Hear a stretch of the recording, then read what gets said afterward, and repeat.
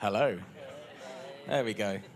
That wasn't a bit, that wasn't pre-planned. Welcome to the 2025 Marvel Fantastic Four London E-Prix and our pre-race team principals press conference ahead of rounds 15 and 16 of the ABB FIA Formula E World Championship here at the Excel Centre in London. On stage in front of me, our very own Fantastic Four. We've got James Barclay from Jaguar TCS Racing, Tommaso Volpe from Nissan Formula E team, Florian Modlinger from Tag Heuer Porsche Formula E team, and Phil Charles from DS Penske.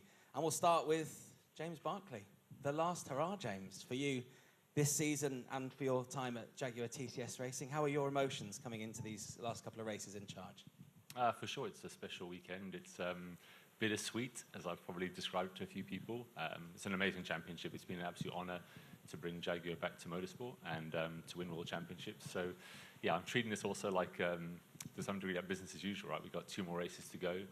We've got a position to really fight for in this championship in the teams and the drivers and the manufacturers. So, yeah, 2 races to really get our heads down to hopefully finish on a great high this season, and then I'll enjoy celebrating with the team, and just being with the team this weekend is going to be very special. But for sure, at the end of 2 hard races, I've no doubt, that was when I can really think about it. I feel like it might be obvious, but what's your greatest achievement while you've been at the helm of this team? The greatest achievement is just pulling together an amazing group of people and achieving some wonderful results together. That is the biggest reward, is when you start with a blank sheet of paper and you build a team with great people that do incredible things and you win world championships is very special. So yeah, it's the people that mean everything and representing the incredible brand that we have with Jaguar. Speaking of incredible people, last weekend as well for Nick Cassidy with the team. What have you personally enjoyed the most about working with Nick? He's an absolute pure racer in the sense that he absolutely just loves to race, and he's a very intelligent racing driver. He brings a lot to the team in terms of how he approaches his racecraft, the setup and development of the car. But it's pure hunger. He wants to win. He just wants to win at all costs, and he puts everything into it to be absolutely fair to get the results that he and the team do. And yeah, that's what we've seen with him in his time with us. He's been a formidable racer, and I think with the team, he's achieved some great results. Well, best of luck this weekend. We know that London's been very good to you in the past. Tommaso, a small gap for you between yourselves and Porsche in the teams and the manufacturers' championship. How important is it for you that you have both drivers firing and scoring points this weekend? Well, it's going to be crucial. So hopefully we can reduce or even invert the gap and finish in the weekend with at least another world championship. You're running a very striking livery that I think a lot of people have been taking photos of and sharing so far this weekend. I'm sure it'll look great out there on track. It would obviously be a great time with this livery, with the new car that we've seen, the Nissan Leaf, out there, for you to win all 3 championships this year. How much would that mean for the company as a whole at this very important time? Well, definitely, if you were to win the 3 championships, it would be an historical result also, because it's the first time you have 3 championships. So it's going to be tough, especially the team championship. The gap is very big.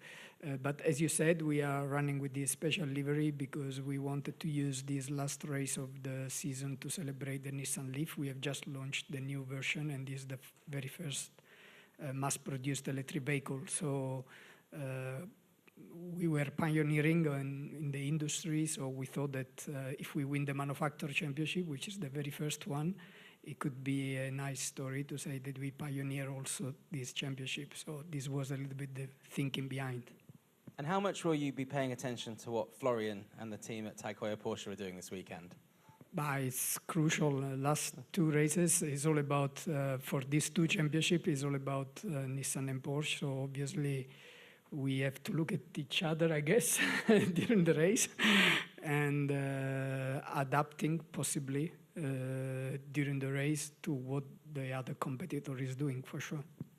And finally, we've seen celebrations already from Oliver Rowland from what happened in Berlin. He'll be crowned as the champion this weekend. What have you enjoyed most about working with Oliver since he's come back into the team? Well, definitely his performance, but no, I would say what is interesting working with Oliver, he came to the team in a moment when we were rebuilding it, and still we are. The job is not finished, and what was interesting since the day one was to hear him his feedback also and the direction we wanted to give to the organization is not just driving our car, is also giving valuable input on the way we prepare to the races, obviously, like any other driver. But I would say that we try to go beyond that and to listen from his experience how we should optimize the way we work at the workshop as well, not just in the garage.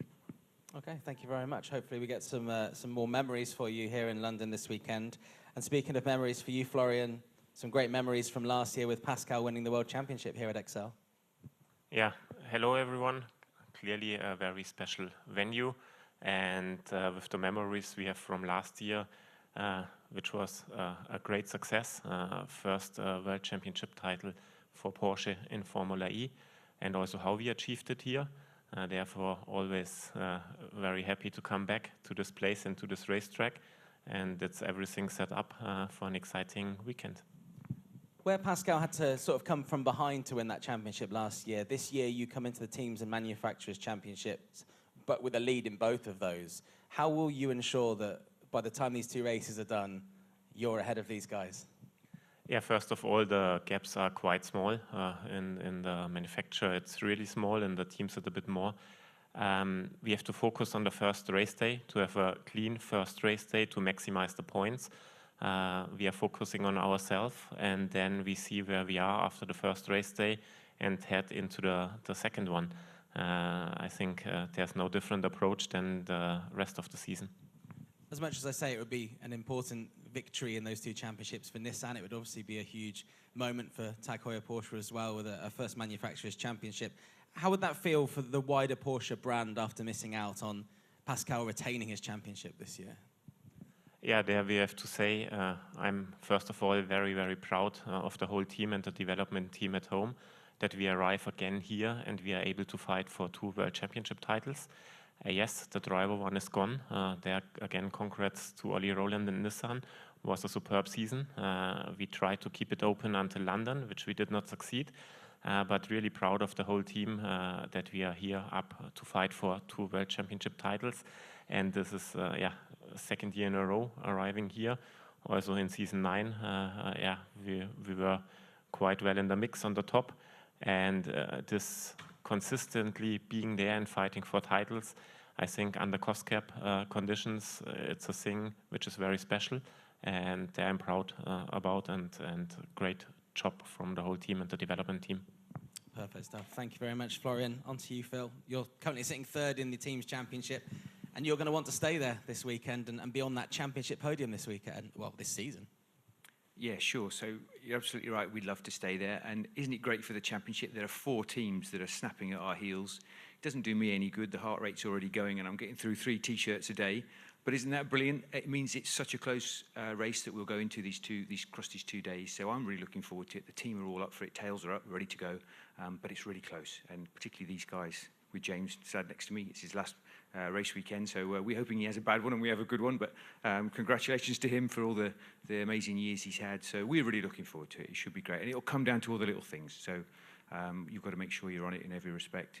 Even the setup. I mean, I'm on a slightly different setup on the chair already, so we're trying different things. But you've got to really work hard through the whole weekend, and we'll look for a really good outcome.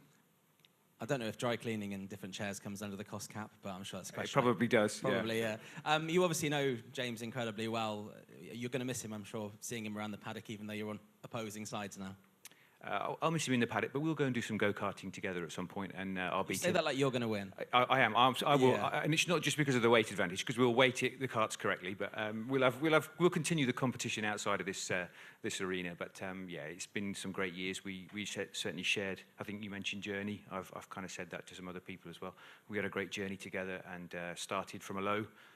When I first joined with James, we were at the back, and we came through to win championships and lots of races. So you've got to be really proud. I think you mentioned that, and it's a great achievement to really develop like that. So yeah, some good times. Maybe they can film the go-karting and we can watch it in the off-season. I'd love that. Regardless of what happens this weekend, then how do you look back at this season for DS? Yeah, so if you look at the school report, I think it would read for us that we've had some really good flashes, some really big potential. You know, we've won some races and had a 1-2, which was a fantastic thing, first time for the team, for Jay in particular. So we've had some really high flashes. We've also had some DNFs, and that's left some points on the table that we wish we brought home. But overall, pretty pleased. The team have worked really, really well, really, really pleased with the race group. We've got a really fantastic group of people there. So yeah, we just need to tidy up a few little bits and bobs here, but overall, pretty good. Some potential change coming next year. Rumours swirling around about your driver lineup. My shirt or? I mean, how many changes are you on today? Is this the first? Four already. Four changes no, already? I'm joking. It will be. Yeah, lots of change rumoured, but I'm sure you're going to tell me absolutely nothing. But your driver lineup might look a bit different next year, I'm hearing? Well, you like to squeeze me with some tricky questions, and that's another good one. I think I've been with you in the past. I like to answer the questions. I like to talk. But on the drivers and the group, the people, I always like to keep that close to my chest. What I can say is the colour of the car and the team as a general, that's going to be pretty damn similar. But we've got great drivers now. We'll have great drivers in the future. But if you don't mind, I'll keep that one close to the chest for a little bit longer. That's fine. I will allow that. It's not Max, but Max would be interesting in Formula E for sure. Thank you very much. We have time for maybe one very quick question. If anyone would like to ask a question, please raise your hand in this room. Okay. Here we go. A question for Tommaso. So the gap in the manufacturers' standings is close, as you mentioned. You've obviously got McLaren with a Nissan powertrain as well. Is there any talks between the two teams, or any plans to work together to overthrow Porsche? Well, of course we talk and we try to maximize the result for both, but I think there is no special strategy here. They still fight to improve their ranking in the team championship, so of course they want to maximize their points, and this would benefit us as well. I wouldn't say there is not a different approach than other races before. We try not to get too much in trouble between us. And other than this, we compete because we also have the team championship, and then it's pretty much similar to other races. Okay, thank you very much. Before I let you go, I just want to say from everyone at Formula E, James, it's been great chatting to you over the years. I know I've only done it for a few years, but everyone here will miss you, and have a great weekend. Thank you. Thanks. All right, thanks, guys. Cheers. Thank you. Please stay where you are. The drivers will be through in just a second.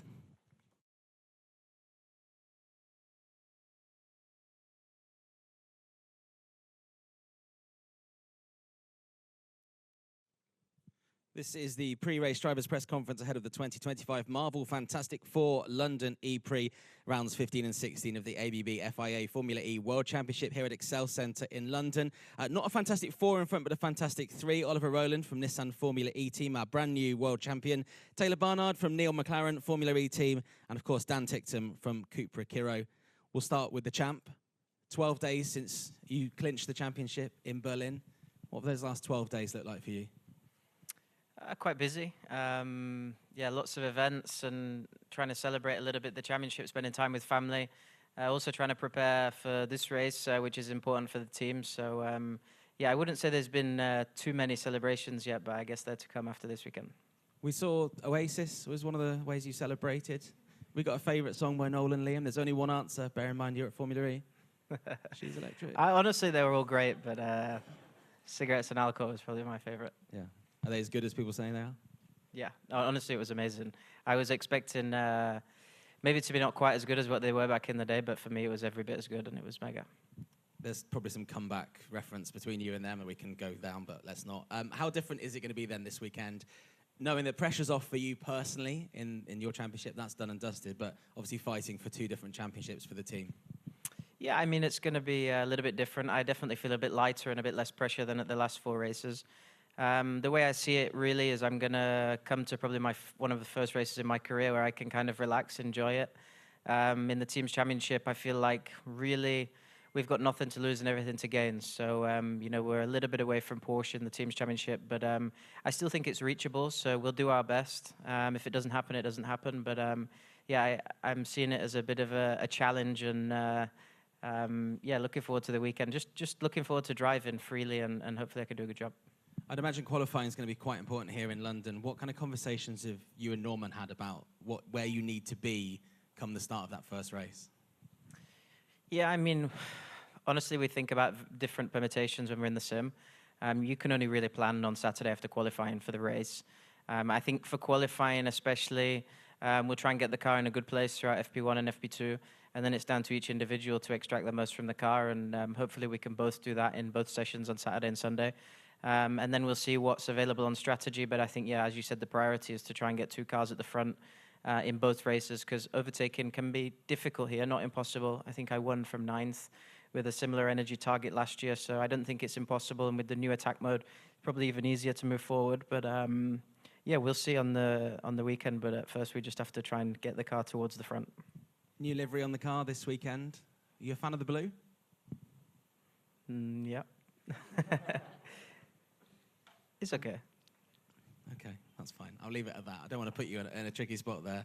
And obviously, you know, this track at London is not coming to an end immediately, but it's been a track that's thrown up some epic racing before, and next year will probably be the last year that we race here at Excel. Are you a fan of the indoor-outdoor dynamic? And probably pleased to say it's maybe not raining, because that can cause a bit of chaos. Yeah, at least the weather's good. I think the last 5 events we've had torrential rain on at least one of the days. So Sunday looks like it could be around, but not too much.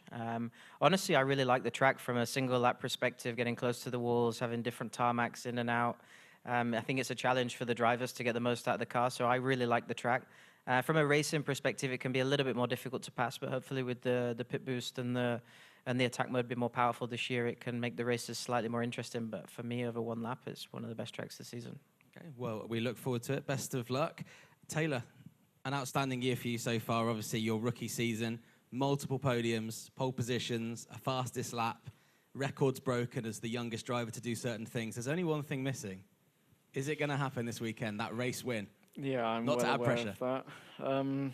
I mean, to do that at home would be amazing. Of course, I'll try to do my best. I'm fighting for second in the Drivers' Championship as well, so it's not that I want to get the win just to win. Of course, I need to get the points as well. So it's definitely aim and the target, but if it's actually possible, we'll see after qualifying. Of course, you mentioned that it's quite difficult to overtake here in the races, so we'll do our best. And like Ollie said, we'll see what's available after quali in terms of strategy.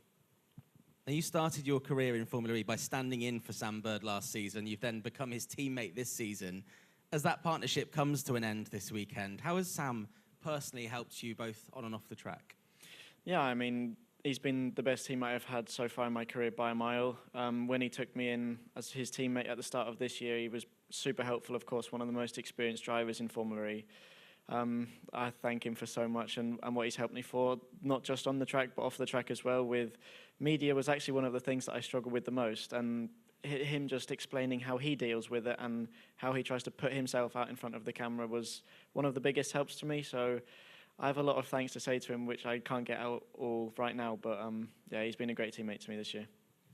And given that, you know, you need points and you can secure second place in the championship, if Sam's in a position where he's ahead of you, you need that place, the team aren't going to be affected by the results, do you think you'd even need to ask Sam to maybe let you through?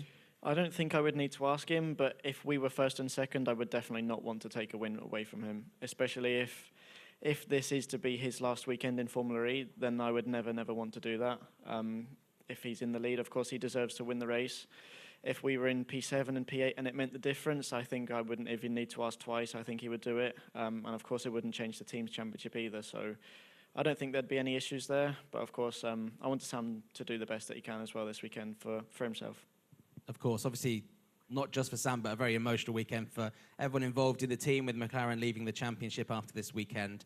You must want to really go out on a high for everyone involved in the team for the last few years. Yeah, exactly. I mean, the team deserve a good weekend, a good send-off. We're fighting for the manufacturer championship with Nissan, the team's championship third position, myself in the drivers' championship. So there's lots of reasons why we need to go out on a high, but I think the biggest one's definitely to give the team a good send-off as they deserve after the last few years they've had in the championship. And yeah, I mean, the team's amazing. Everyone's such a great personality in the team, and I think they deserve a good result as the last weekend.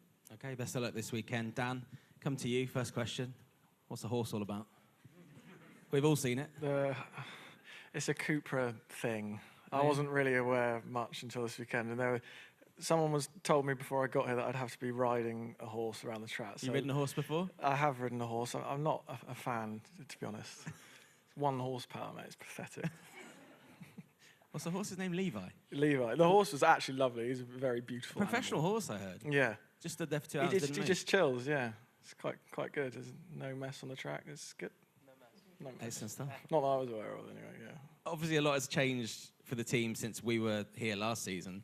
How does it feel to go into a home race, possibly, well, probably definitely for the first time in Formula E, with a chance to actually win the race with a car that can do that for you? Yeah, I mean, it's a nice feeling. I think on paper this has been one of my stronger tracks. I mean, not anyone really remembers because obviously I've been in a terrible car apart from this weekend. So, yeah, it's on paper I think our car is very good at the twisty street tracks. So I've always been looking forward to this one for a while, and I think this is one of my stronger tracks as well. So yeah, it's obviously everyone asks the question, what's it like to do it at home and all that, but you know we all approach each race the same. But obviously it'd be very special if you have a good result and you know you've got friends, family, and all the good British people around. So yeah. I think the best highlight that we've got from you racing here is you drifting into the pits. I think it was last year. Yeah, well that's. Yeah, I'll probably do it. Sunday I might do like a drift lap of honour on because I need the tyres. Need to keep the tyres really. Yeah. But I mean, last year it didn't matter because we were going to be last anyway. So I was just like, fuck it, I'll just. I look at do a bit of drifting, and this so. highlights the maturity. I actually care now, believe it or not. Yeah, we've seen the maturity Yeah. over the last 12 months. If we were to erase that highlight and maybe put a new highlight in, what kind of highlight would you want from this weekend? I think obviously the Jakarta win was very special. There was some fortune involved in that, like there are a lot in Formula E races.